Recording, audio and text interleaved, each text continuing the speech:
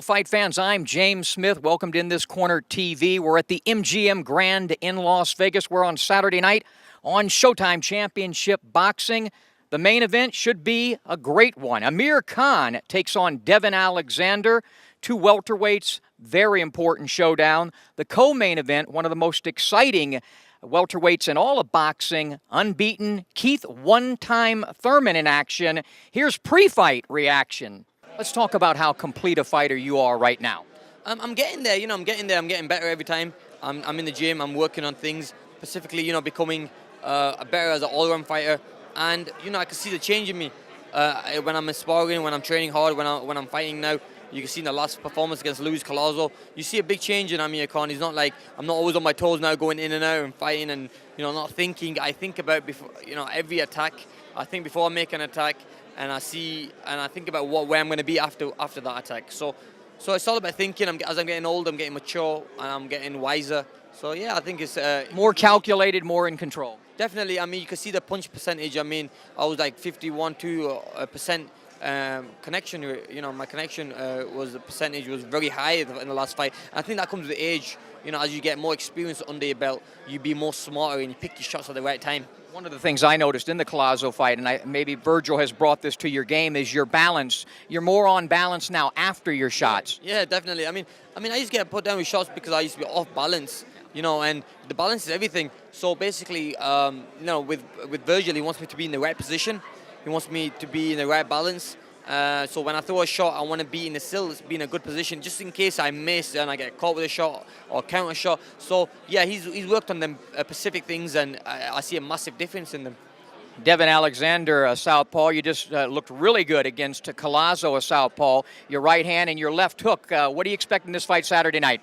This fight's gonna be a tough fight. Not looking past this fight. Alexander's one of the top guys in boxing. Winning this fight will definitely catapult me to the big fights I want to go to. But at the moment, Alexander is going to be, and it's going to be tough, like I said. But we have the tools to win this fight and look good against Alexander. And I really believe I'm a level above. But it's going to be tough. Don't get me wrong, it's going to be tough. But I'm going to be focused in there and stick to the game plan. Listen to my trainer, Virgil Hunter. All that strength conditioning I've done with my trainer, Tony Brady, is going to help. And I'm going to be ready, man. Devon, talk about your preparation and where you're at mentally, physically, and spiritually for this fight.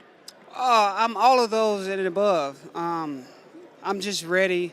All the training, all the talking, everything is pretty much over. It's all over but the shouting and the punches thrown, so I'm ready. What do you think of Khan as a fighter? Pretend like you're an analyst with me. Break him down a little bit. Okay. Well, all I see is a guy who likes to use his speed, likes to use his legs, but no, nothing special about him. He's going to come, he's going to try to overpower you with his speed, and, if you let him do it, then he's going to continue to do it all night. But if you give him angles and you're able to, use his speed against him, you can beat him anytime. One of the things when I'm breaking you down, I see as a fighter is a guy that when he stays focused the entire 12 rounds, you're damn good. But you have a tendency at times to get out of that. Yeah. Well, this fight right here, I'm planning on making a statement, and I plan on being focused the whole fight as long as it lasts. Who knows? I might get that lucky shot in and end the fight, but the power's there, the speed's there, so I'm going to be versatile in this fight.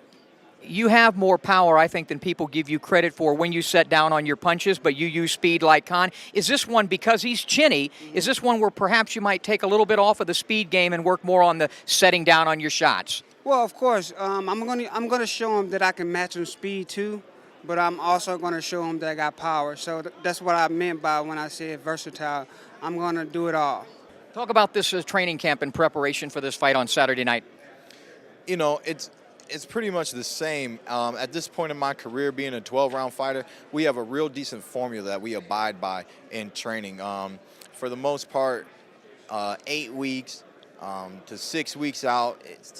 Every once in a while it varies in camps, but we put in our two-a-days. I up my runs for this camp from 45 minutes daily to 1 hour daily.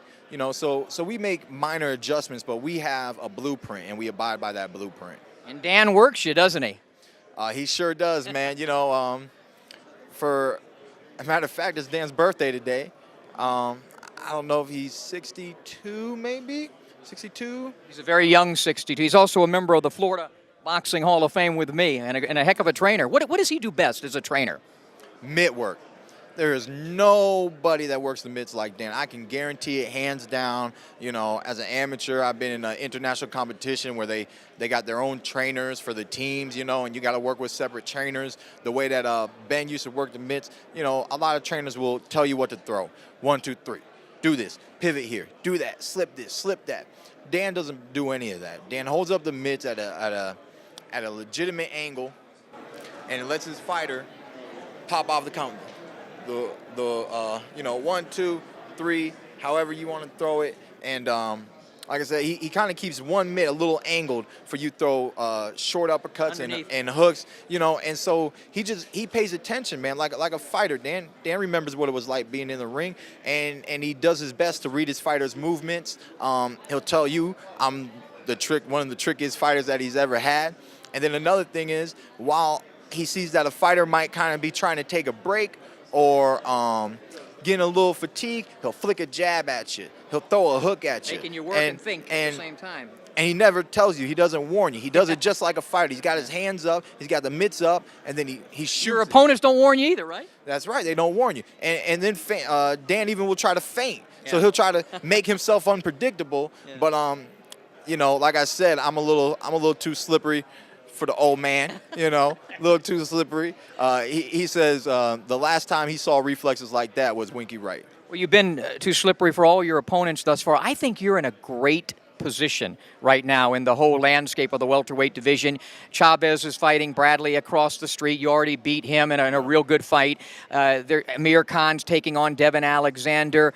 And you're sitting in the mix, considered the most dangerous of all those fighters. Where do you see yourself in the landscape of the buck 47-pound fighters right now?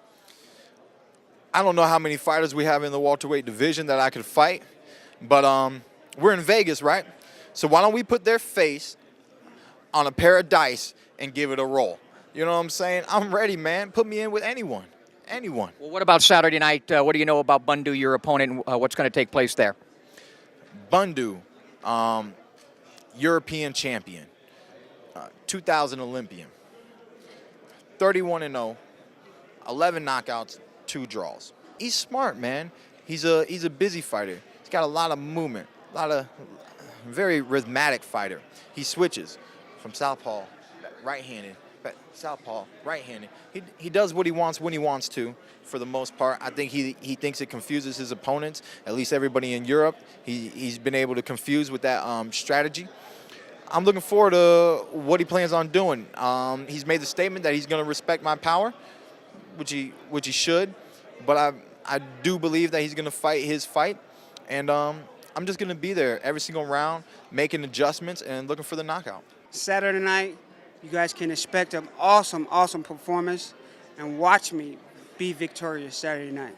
So on Showtime, you're going to see an exciting fight, you know, between myself and Devon Alexander. You're going to see Amir Khan coming out with the win. It's going to be a terrific fight, you know. It's going to be non-stop, hand speed, power, explosiveness.